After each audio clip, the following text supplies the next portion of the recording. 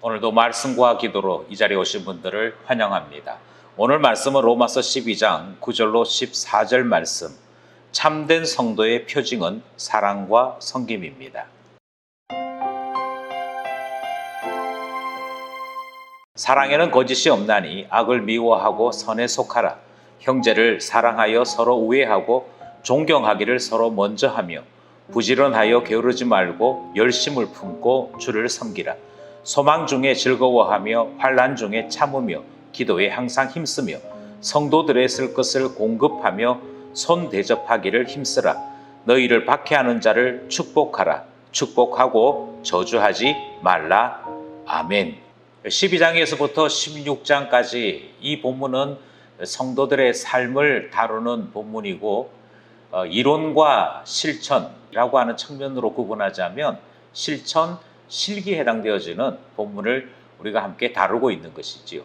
왜 이렇게 구분하게 되었느냐 하면 앞부분에서 다루었던 내용이 지금까지 우리가 무엇을 알아야 할 것인가 하는 그 지식에 대한 것, 우리 하나님에 대한 찬송에 대한 것이었다면, 이제부터 우리가 배우는 것은 어떻게 살아야 할 것인가, 또 신자는 어떻게 그 신앙을 드러내야 할 것인가를 다루고 있기 때문입니다.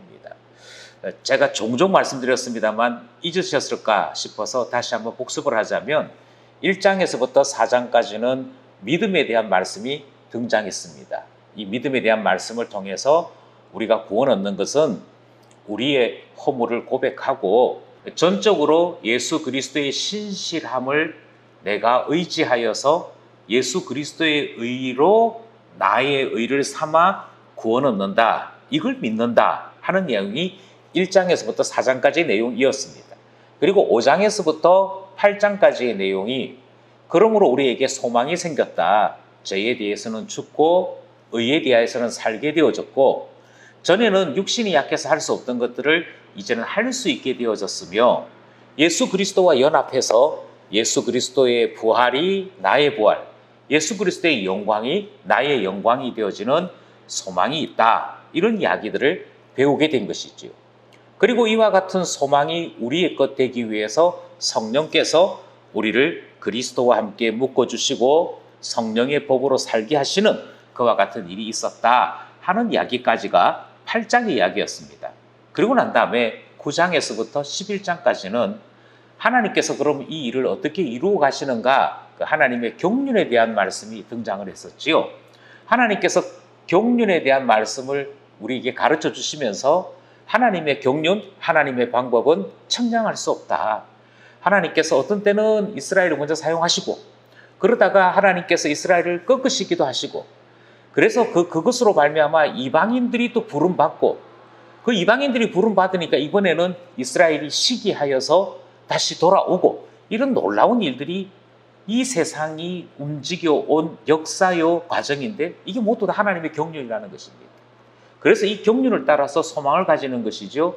열심히 이방인의 사도로 살아가는 바울이 뭐라고 얘기하느냐 하면, 이것이 나의 소망이다. 내가 열심히 이방인에게 복음 전하는 것은 나의 동족이 돌아올 것을 믿기 때문이다. 이 이야기까지가 11장의 이야기였던 것입니다. 이것도 사실은 소망이지요. 하나님께서 이렇게 행하실 것이기 때문에 그것을 소망으로 품고 열심히 사역합니다. 이런 내용이 앞부분의 내용이었습니다. 그러면 이제부터 우리가 다뤄야 될 내용은 무엇인가? 이 모든 것을 다 알게 된 우리가 이 소망, 이 믿음을 가지고 전혀 새로운 삶을 살아야 한다, 이 말씀이 등장을 하는 것이지요. 이제 본문 안으로 들어가서 신자의 새로운 삶, 그 사랑의 삶이 어떤 것인지를 배우도록 하겠습니다.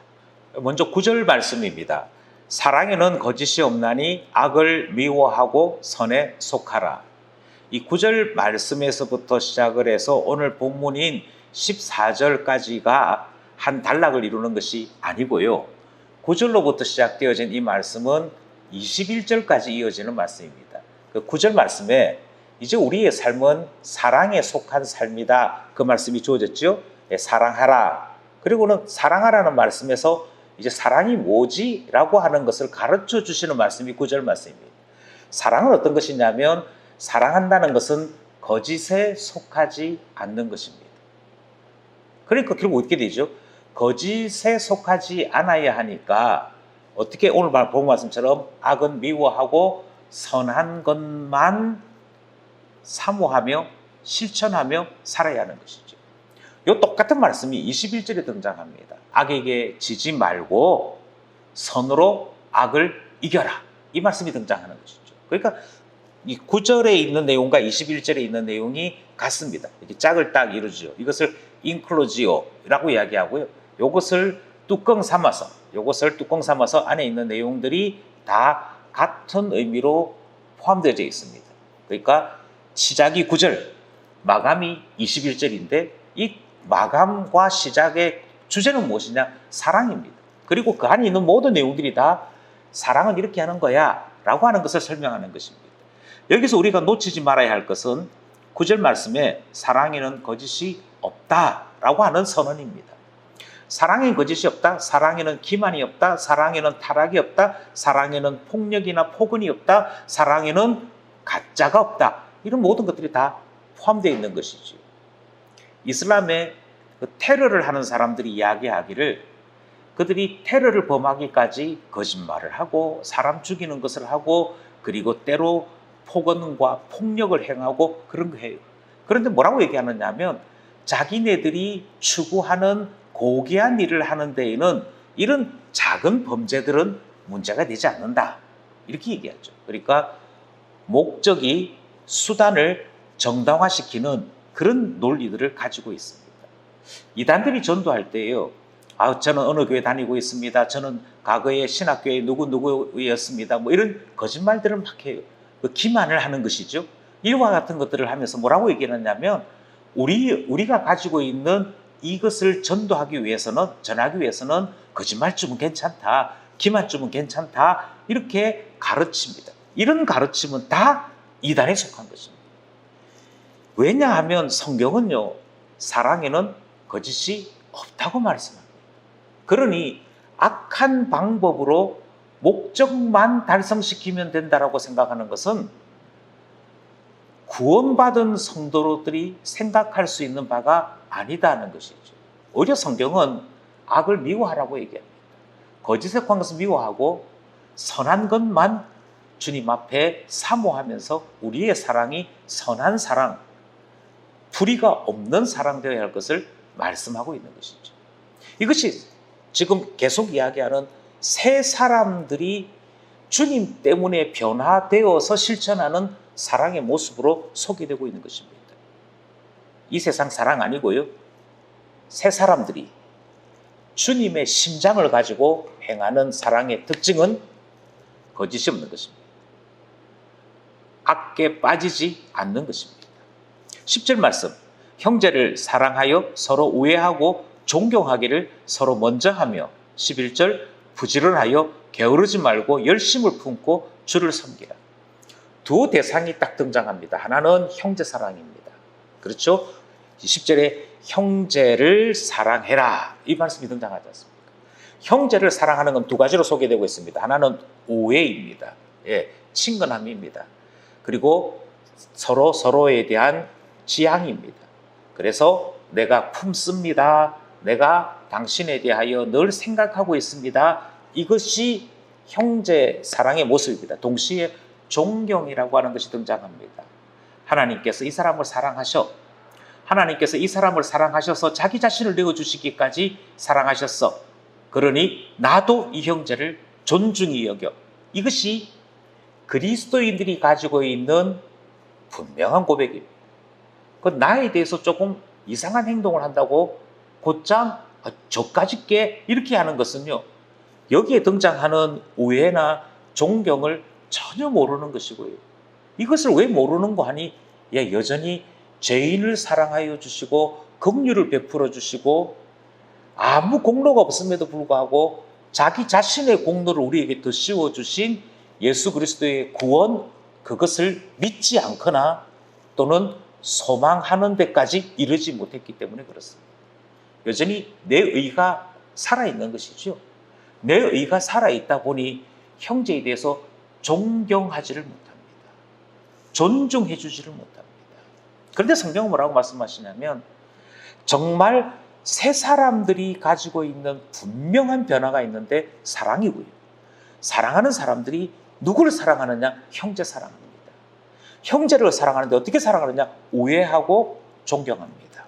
그래서 여기에 등장하는 10절 말씀이 형제 사랑을 설명해요. 동시에 11절은 주님의 사랑을 설명합니다. 주님을 섬겨라 이렇게 되어 있는데 주님 사랑하는 것에 대한 이야기하지요. 근데 주님을 어떻게 사랑하느냐 하면 부지런하여 게으르지 말고 열심을 품고 주를 섬기라. 이 말은 내가 주님 앞에 최선을 다하여 1분 1초라도 아끼지 아니하고 주님 앞에 다 써야지 이런 마음인데, 그런데 이것이 인간의 힘 그런 것이 아니고요. 성령께서 우리 안에 주시는 열심으로 이루어지는 주님의 섬김, 주님을 신앙하는 것, 그것 되어집니다. 그러니 성령께서 우리 안에 뜨거움을 주시고 그 뜨거움으로 말미암아 어떻게 하면 주님을 사랑할까? 어떻게 하면 주님을 제대로 믿는 자로 살아갈 수 있을까가 등장하는 변화인 것입니다. 공통점은 사랑입니다. 사랑하면 형제 사랑 그리고 주님을 사랑합니다. 형제 사랑, 주님을 사랑하는 데에도 신자들만이 보여줄 수 있는 별스러움이 있습니다. 세상이 흉내낼 수 없는 특이함이 있습니다.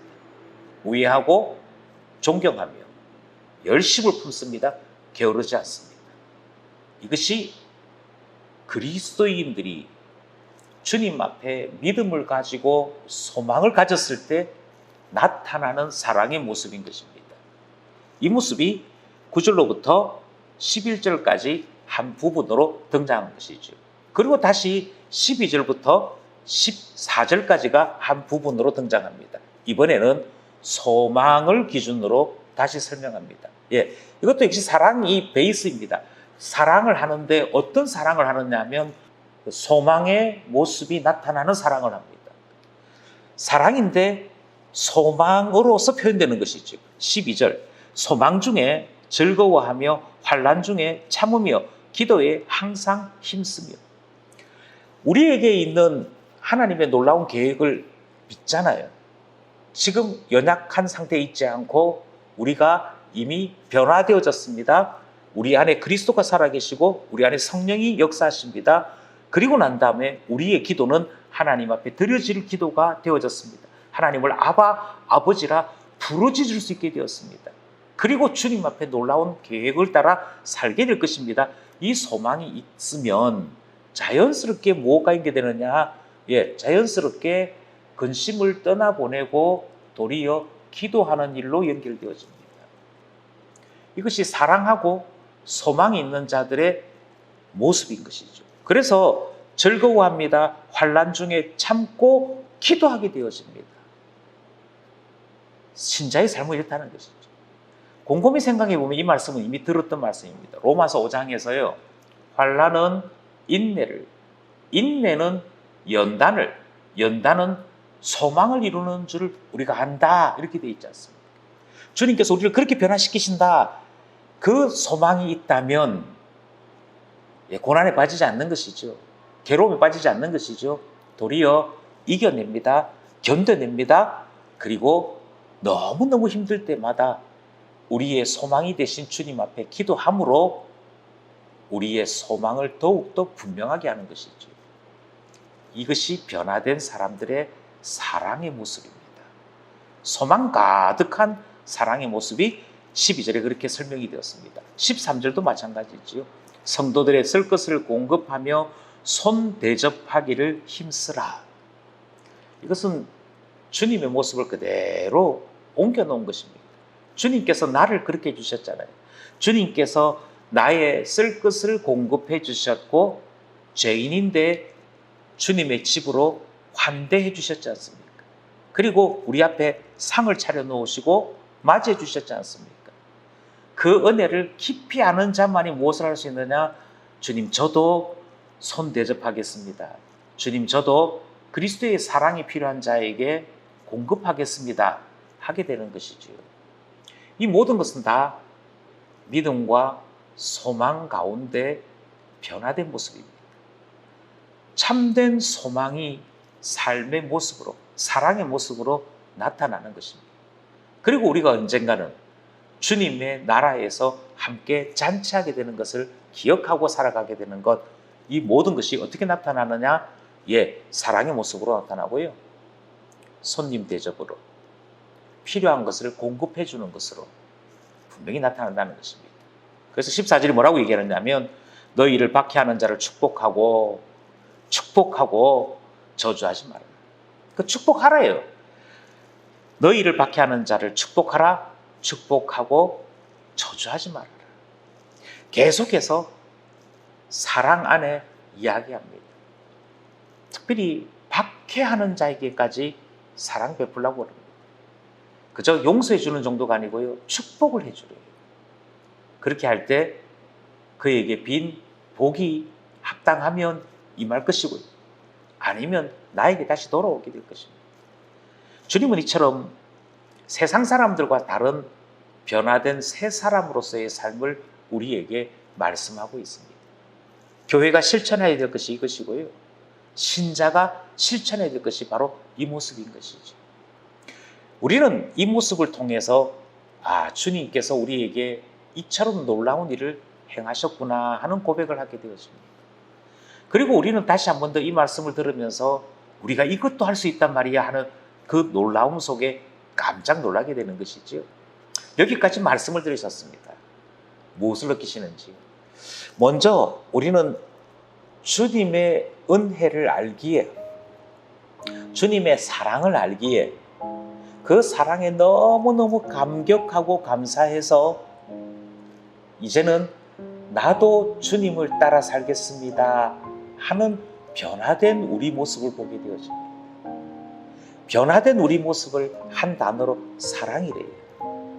너희는 당연히 사랑하는 사람이지, 사랑을 하되, 그러고는 우리에게 말씀하시기를 사랑에는 거짓이 없어, 사랑은 악을 저지르는 것이 아니야, 악에게 지지 말고 선을 행해, 이런 말씀까지 듣게 됩니다.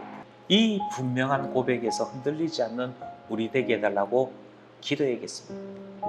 특별히 자꾸만 선한 것을 위해서는 거짓말해도 되고, 선한 것을 위해서는 폭언이나 폭력을 휘둘러도 된다는 정말 엉터리의 이야기들이 진짜인 것처럼 떠드는 시대를 맞이했습니다.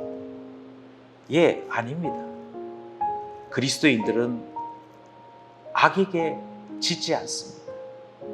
악을 방법으로 삼지 않습니다.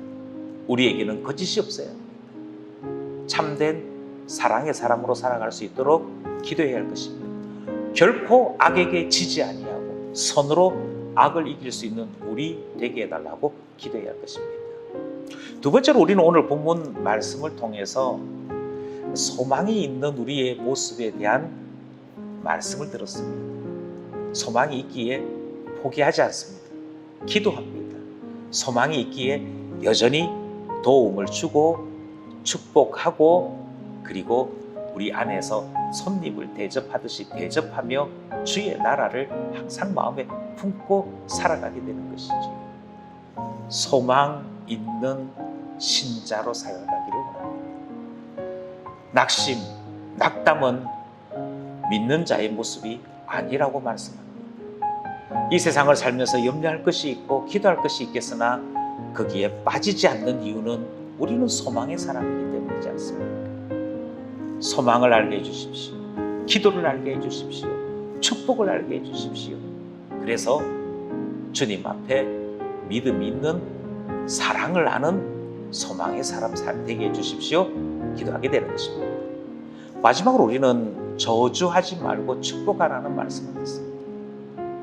우리의 입에서 나오는 축복이 얼마나 놀라운 힘을 가졌는지 주님은 우리에게 축복의 사람 되라고 말씀하십니다. 이 놀라움을 아는 우리 되기를 원합니다. 우리는 저주의 사람 아니고요, 축복의 사람입니다. 우리가 축복할 때 변화될 것입니다. 역사가 될 것입니다. 사랑하는 사람, 변화된 새 사람으로 살아가는 우리 모두가 되기를 원합니다.